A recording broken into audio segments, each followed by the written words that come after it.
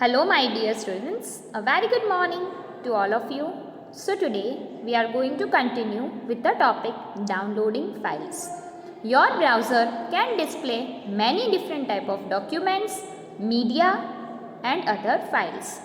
So first, what is downloading? For example, if you are watching a movie, if you are watching some web series, if you are seeing some file, now you want it into your computer so that you can see it later on without an internet connection, then you can download it.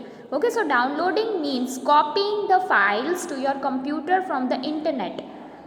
Downloading enables you to copy such files to your computer, whether it can be C drive, D drive, E drive on the desktop, where you can use it later on. Okay, so you can download the various documents, you can download the media files, and you can also download some other type of files to your computer. Suppose you need to modify and print a questionnaire that you find online. So here one example they are giving, that you have find a questionnaire available online. You can download it on your desktop and then you can open it with the appropriate program. It can be Microsoft Word or Microsoft Excel, and then you can edit it. Okay, so this is the task of downloading. For example, if you have seen something online, some document or some questionnaire, you can download it in your desktop, then you can open it using any of the application, whether it can be Notepad, Microsoft Word or Excel, then you can edit it. So now let us see how to download a file. If you click on a link to open a file, it may download automatically, but sometimes it just opens within your browser instead of downloading. To prevent it from opening in the browser, you can right click the link and then you can select Save Target As. This is available here. Okay, so you can see this option. So when you will click on the link to open a file, it can download automatically. But sometimes you want to download a particular file to the location where you want. So for that you have to select this option, Save Target As. Then you will be able to choose a folder where you want to save your file. Okay, so this is how you can download your file. Then if you want to save some images, sometimes you might want to save an image on your computer. To do this, you have to right click on the image which you have seen in any of the browser using the internet. Then you have to right click on it and you have to select the Save Picture As option, and you have to browse the location where you want to save that image, and that image will get saved.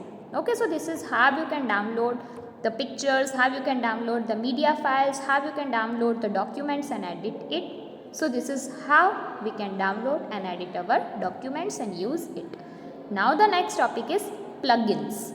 What are plugins? Plugins are the programs that are installed in your browser to enable it to play various types of medias. Example of plugins include QuickTime Player and Flash Player. Your browser may come with some plugins already installed. When you have the necessary plugin, you will be able to enjoy watching videos and playing games on the websites. Okay, so plugins are the softwares or the programs that will enable you to play your video. You must have learned or heard about VLC media player. So that is a most popular media player to see or to listen any of the video and audio files. Here two other names are also given, that is QuickTime Player and Flash Player. Okay, so these are some example of the plugins. They are the programs that are installed in your system so that whenever you play anything, you play any games, you watch any movies, you watch any videos, that programs will be help you to see your videos and to enjoy it in a proper way. So that are plugins. Now the next topic is HTTP, that is Hypertext Transfer Protocol, that is a web protocol.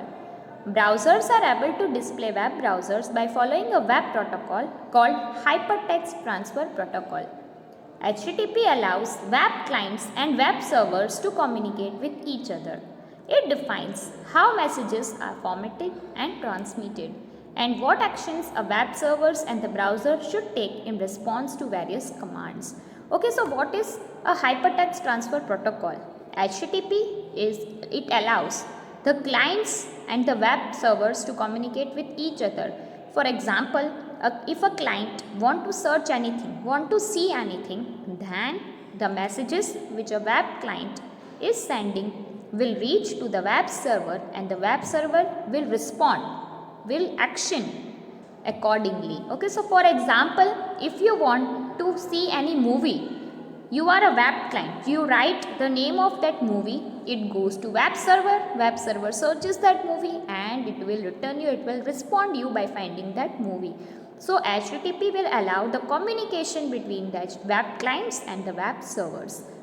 When you enter a web address, that is the URL, Universal Resource Locator, in your browser, the browser actually sends an HTTP command to the web server. The browser directs the server to fetch and transmit the requested web page and display the information in your browser, as I have already explained.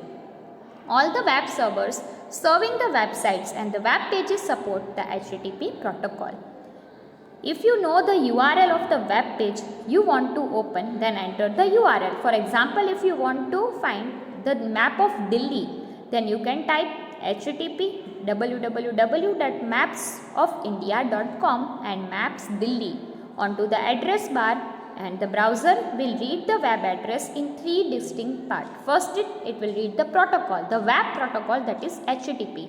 After that it will read the server name, that is www.mapsofindia.com, and finally it will read the file name, so that is map of Delhi, and the file will get open on a computer. Like this you will find the map of Delhi. This is a shorter way to open a web page directly. Okay, so this is how you can open any of the web page using the URL. Okay, so here we are finishing our chapter with this. Let us move towards the keywords. First is cache, a type of memory for accessing the data quickly. Next is navigate. Navigate, it means to move around. URL, universal or uniform resource locator. Web browser, software application used to access the web pages.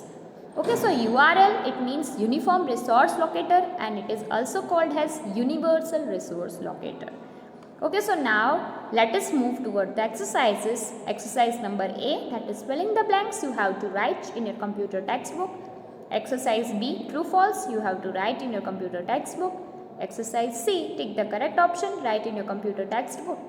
Exercise D, name the following, write in your computer textbooks.